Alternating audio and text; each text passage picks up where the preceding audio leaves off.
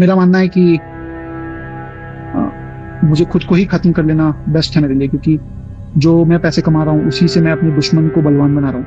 वही पैसे मुझे ही बर्बाद करने के लिए यूज हो रहे हैं और ये साइकिल बढ़ता ही रहेगा। मेरा बच्चा।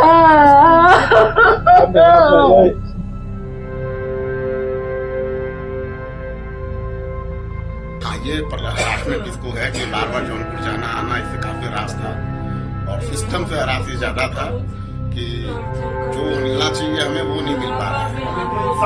जो मिलना चाहिए कानून से सिस्टम से वो नहीं मिल पा रहा है।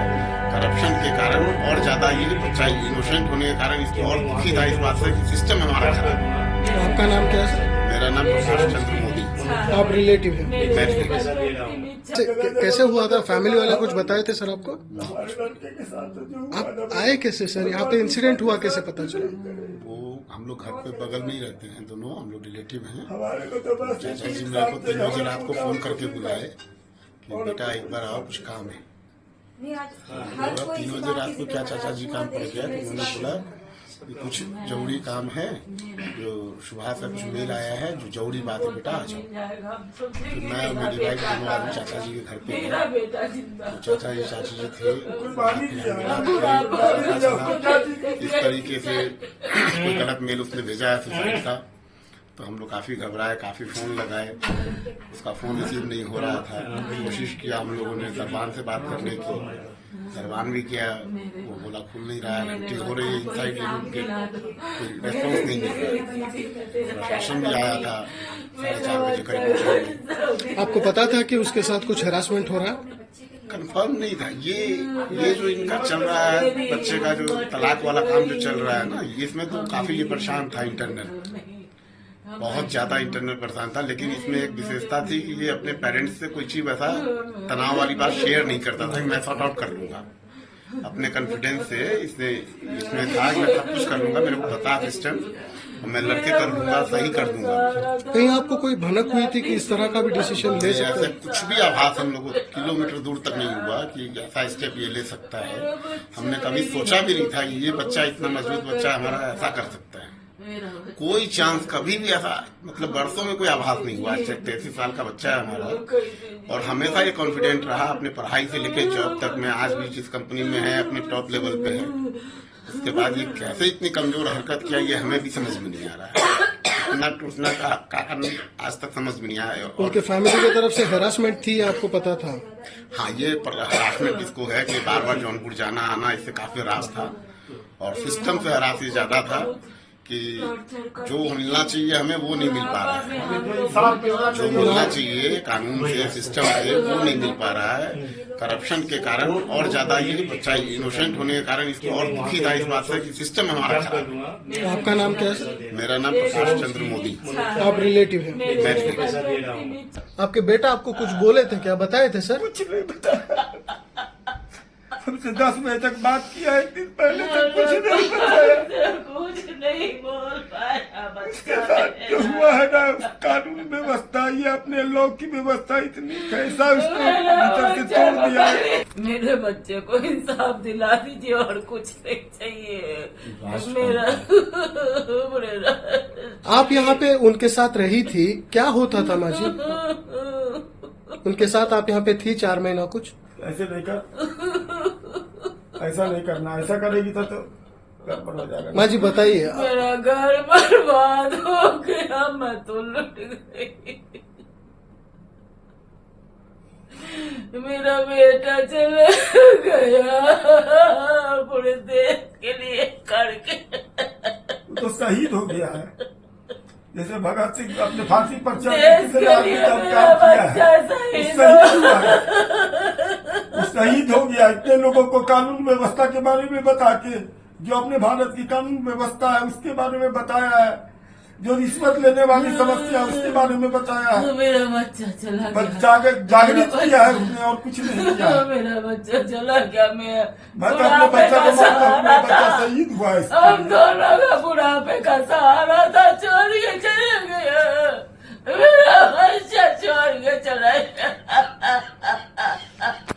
माँ जी आप यहाँ पे आपके बेटे के साथ रहती थी, तो क्या वो क्या रहा था? मेरे को छोड़ के चला गया बुढ़ापे। आपके बेटा आपको कुछ बताए थे क्या हुआ था और हो क्या रहा था सर, क्यों ऐसा डिसीजन लिए है?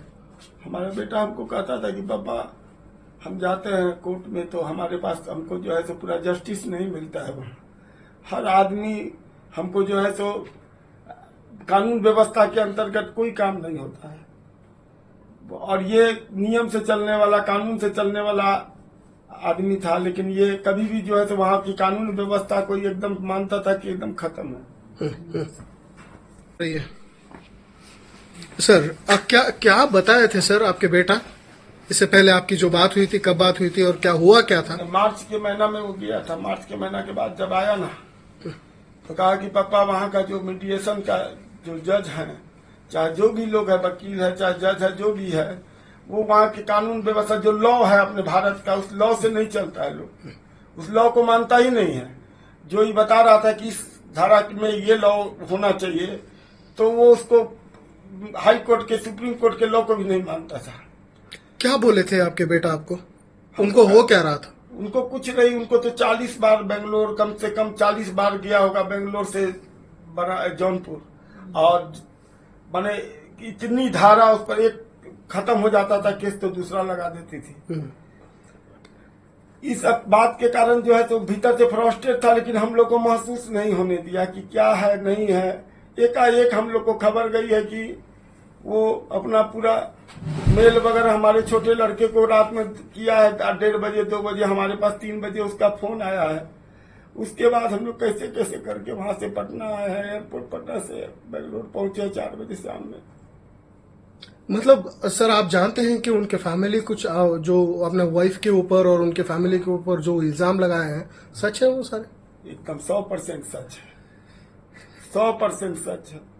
उसमें एक आध इल्जाम छूट गया हो तो भले ही, लेकिन जितना इल्जाम वो को याद होगा उतना लगाया हो तो एकदम सही है। मतलब आपके बेटा हेरासमेंट, बहुत हेरासमेंट था उसके साथ। द जस्टिस इज ड्यू, यानी न्याय अभी बाकी है।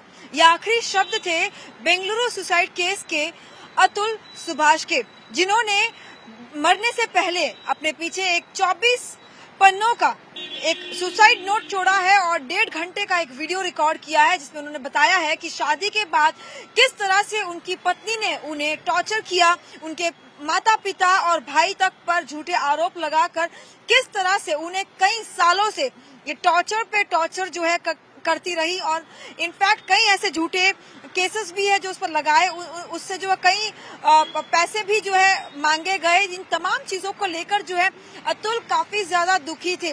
उनके परिवार वाले इस वक्त पूरी तरह से टूट चुके हैं, क्योंकि उन्होंने अपने परिवार का जो तारा होता है, जो सहारा होता है बुढ़ापे का, वो खोया है।